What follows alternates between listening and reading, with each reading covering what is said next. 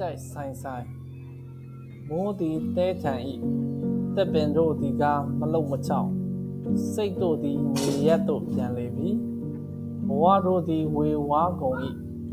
အေးမြသောလေပြီသည်လည်းမှောင်မိုက်သောအခန်းတို့ကိုလင်းစေခြင်းကမစွမ်းနိုင်